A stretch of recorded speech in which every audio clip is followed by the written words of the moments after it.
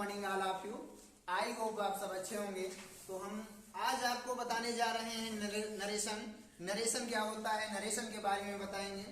तो आइए आप लोग वीडियो पे बने रहिए। हम बता रहे हैं इस वीडियो में सारी जानकारी देंगे कि नरेशन होता क्या है। देखिए बेटा, यदि आपसे पूछा जाए नरेशन क्या है, अगर मान लिया कोई पूछ लिया जाए कि नरेशन क्या है, तो नरेशन का मतलब पहले आप बताएंगे स्पीच। क्या बताएंगे? स्पीच। और अगर स्पीच बताते हैं उसको स्पीच नहीं पता तो आप बता दीजिए स्टेटमेंट। क्या बताएंगे? स्टेटमेंट। स्टेटमेंट को हिंदी में क्या बोलते हैं? कथन बोलते हैं। क्या बोलते हैं? कथन।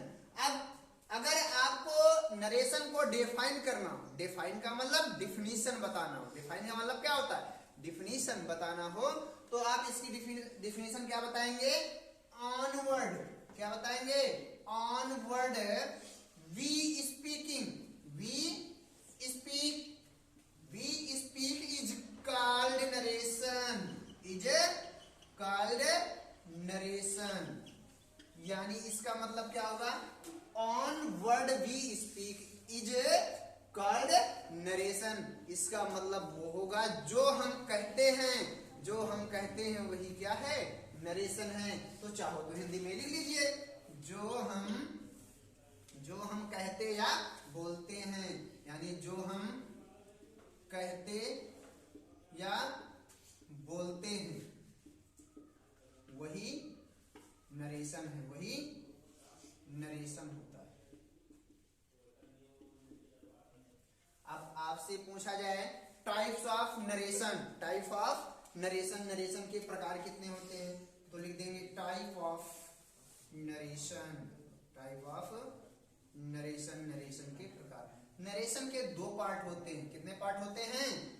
दो पार्ट होते हैं। एक होता है डायरेक्ट नरेशन, दूसरा होता है इनडायरेक्ट नरेशन। डायरेक्ट नरेशन आपका होता है डायरेक्ट नरेशन और दूसरा होता है इनडायरेक्ट नरेशन, इनडायरेक्ट नरेशन। अगर आपसे पूछा जाए डायरेक्ट नरेशन क्या होता है और फिर पूछा जाए इनडायरेक्ट नरेशन क्या होता है। डायरेक्ट नरेशन क्या होता है? वक्ता द्वारा, वक्ता यानी कहने वाला, वक्ता द्वारा कही गई बात, कही गई बात ज्यों का त्यों रहती है, ज्यों का त्यों रहती है, तो क्या होता है? नरेशन कहलाता है, डायरेक्ट नरेशन। और इसमें क्या कहा जाए? वक्ता द्वारा, वक्ता द्वारा कही गई बात अपने शब्दों में कहा जाए, अपने शब्दों में कहा जाए तो होता है इनडायरेक्ट नरेशन। यदि आपसे पूछा जाए डायरेक्ट नरेशन क्या होता है, तो आप क्या बताएंगे?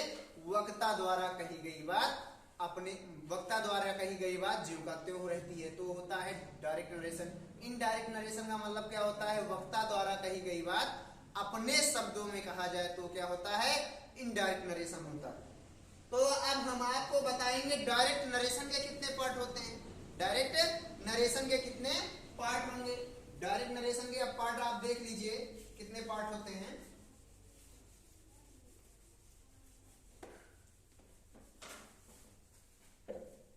टाइप ऑफ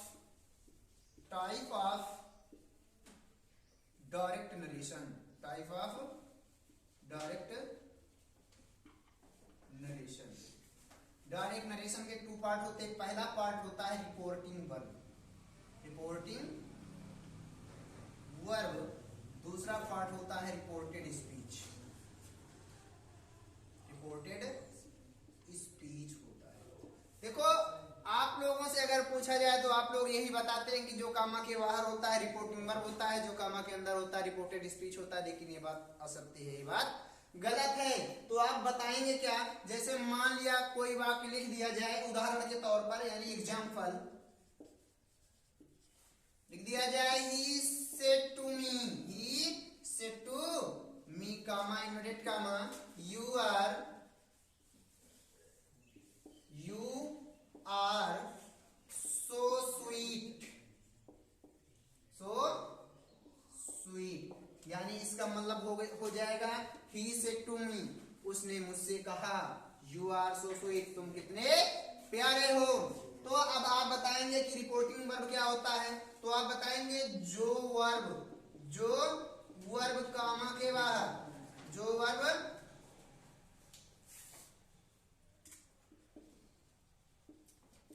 कॉमा के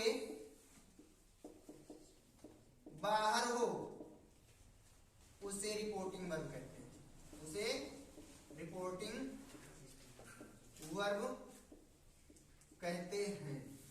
अब इसमें रिपोर्टेड स्पीच क्या हो जाएगा, जो सेंटेंस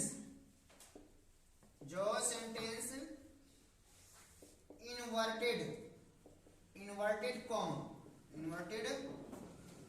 कॉमा के अंदर हो, रिपोर्टेड स्पीच कहलाता है, रिपोर्टेड स्पीच कहलाता है। तो यदि आपसे पूछा जाए रिपोर्टिंग वर्ब क्या होता है, तो आप क्या बताएंगे, रिपोर्टिंग वर्ब वो होता है जो वर्ब कामा के, जो वर्ब होता है यदि वो कामा के बाहर हो तो रिपोर्टिंग वर्ब कहलाता है, और जो सेंटेंस इन्वर्टेड कामा के अंदर रखा जाए तो रिपोर्टेड स्पीच कहलाता है।